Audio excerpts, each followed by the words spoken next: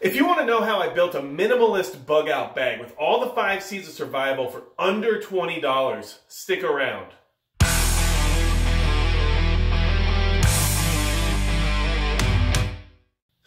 Hey everybody, it's Magic Prepper, and today I'm going to talk about how I was able to build a minimalist bug out bag for under $20, which is not easy to do. However, the one I put together was actually $19 basically, and it has all 5 C's of survival in it, while still being affordable to the point where if you have nothing, or you're brand new to preparation, and you just need some kind of a bag to rely on or to get home with in case there's an emergency, this is at least a starting point that if you only have $20 in your budget, it still might actually work for you, okay? So I wanted to go out and find out if this was something I could do and something I could then share with you all on how you could set yourself up for better success than about 90% of the entire country based on if you have this bag or not. Now, I do know a lot of people who don't have a bug out bag, a get home bag, or any kind of survival bag at all. And if you have this bag, although everything in it's very low quality or very minimal, at the same time, it still puts you above the rest of the curve, okay? So,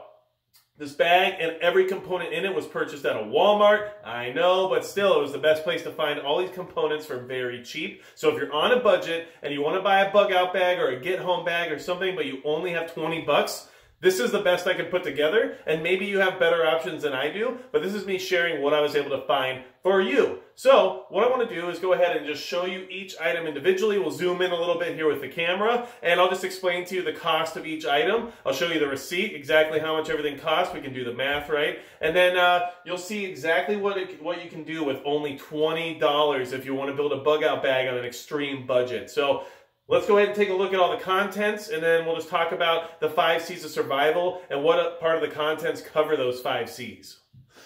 Okay, so here we have all the contents of the minimalist bug out bag for under $20. Like I said, every single thing here was purchased at Walmart. I will go ahead and flash in the receipt, so that way you guys can see the pricing on every individual item, and then I'll try to reference from memory whether or not the prices are for the items I think they are, but you'll see on the receipt exactly how much they cost.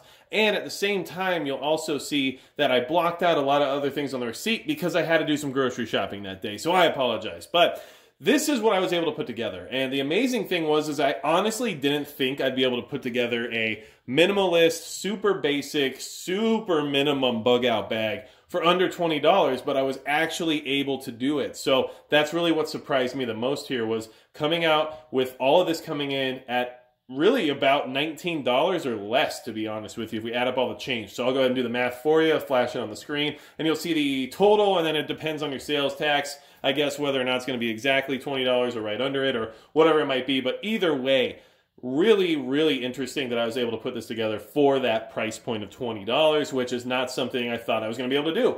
So since I was able to, I wanted to share it with you all and then give you some ideas, especially for those of you who are on an extreme budget. Maybe prepping is something you're very interested in, but you just can't afford it right now, or you just don't have the money to put into it, where you see all these amazing bug out or get home bags on YouTube, and you want to spend the money, but you just can't.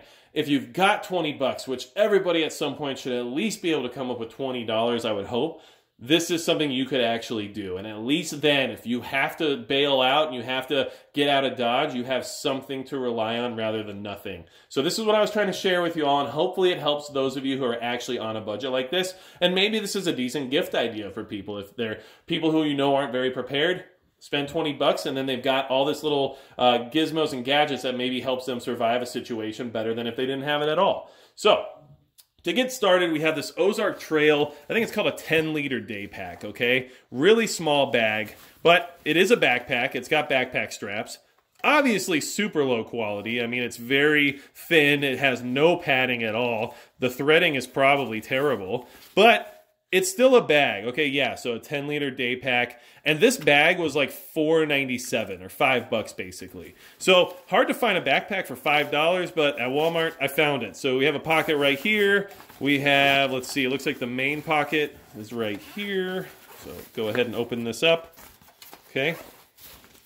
Okay, as you can see, not a ton of space in there. And there is like a little extra, oh, hold on a second. Nope, no extra pocket, just everything in here is what you see here, and it doesn't look like there's any room for any bladders to come through or anything like that. So very, very, very basic bag. There's nothing to it. All in all, it's a backpack that gets you something to put this gear in for $5. So that's why I decided to pick it up, because it fit within the price point. And honestly, the bag was the thing I was worried about the most, actually being within that $20 price point. So $5, pick this up at Walmart. You get started with the bag just to make sure you have something to put everything in, right? Okay, so we'll move over to the rest of the gear. So you need Combustion. The 5 C's of survival, what are they, right? So you have Combustion, you have cutting, you have container, you have cover, and you also have cordage, okay? So basically, everything that I could find in the 5 C's of survival is covered here. But one of the first ones we're going to talk about is combustion. You need combustion to start fires. You need a way to stay warm. You need a way to cook food or boil water or any of those necessary functions. So in order to cover that, I actually picked up this box of matches. Strike-on box matches, 250 of them. Got this in the kitchen section, not in the camping section or anything like that. This box was $1. I'm pretty sure it was $1, 88 cents or something ridiculous like that, okay? So for $1, I've got 250 possible fires right here. And to me, you know, even more than like a Bic lighter or something like that, this is a lot of possible fires with not much that can go wrong, except for maybe these ones getting wet since they're not waterproof. But either way, if you need something to start a fire with and you're on an extreme budget like we're talking about here, a box of 250 matches for $1 is not a bad way to go, okay? So that gets us our combustion. And just for a cherry on top, I went ahead and picked up this InstaFire fire starter kit. It basically builds 4 fires. It's a bunch of tinder and kindling that basically helps you get your fire started and makes it a lot easier to make the matches you light up worth burning, okay? So this makes sure that if you do need a fire, that you can actually get one going very easily, especially considering we're just using these strike-on box matches.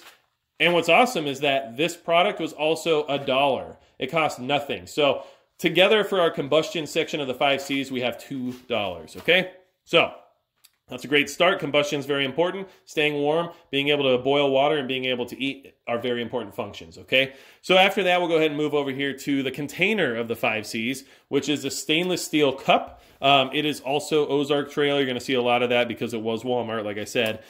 These fold out so you can utilize it like a cup, or you can use it like a little pot on a stove. So basically, this was $5. You need a container, though. And yes, this doesn't have a lid or anything awesome for being able to transport water or anything like that, but you can put water in it, you can put food in it, you can boil water in it, which is extremely important for this minimal kit. The whole idea here is you need something to boil water in because you don't have water purification. Water purification is more expensive than what you would think. I think for some iodine tablets, it can run you anywhere from $4 to $9, depending on what you buy. And for like a Sawyer Mini or a Life Straw or something like that, it's $20. So you're not going to fit that into a $20 minimalist bug out bag. So you need a container that can boil water so you can purify whatever it is you're about to drink, and at the same time have something to collect water in or cook food in or whatever you have to do. So for $5, very important part of this minimal bug out bag is this container, okay? And you need something stainless steel or metal of some kind that's not vacuum walled or anything like that, so that way you can cook in it, okay? So container taken care of. $5 is a huge chunk of the budget for this bag, but you have to have a decent container, okay? So set that down over here. Next, we're going to move on to the next C, which is cutting. You have to have some way to cut whatever it might be that you come up against, whether or not that's the cordage you need to use for building a shelter, whether or not that's just trying to get some, brush to turn into kindling, or whatever else you need cutting for. We all know that cutting is an extremely important part of any survival kit. So at Walmart, another Ozark Trail product, you were able to pick up this lock blade knife. It's a stainless steel blade. It's half serrated, half straight, and it was $2, $1.97 exactly, I believe.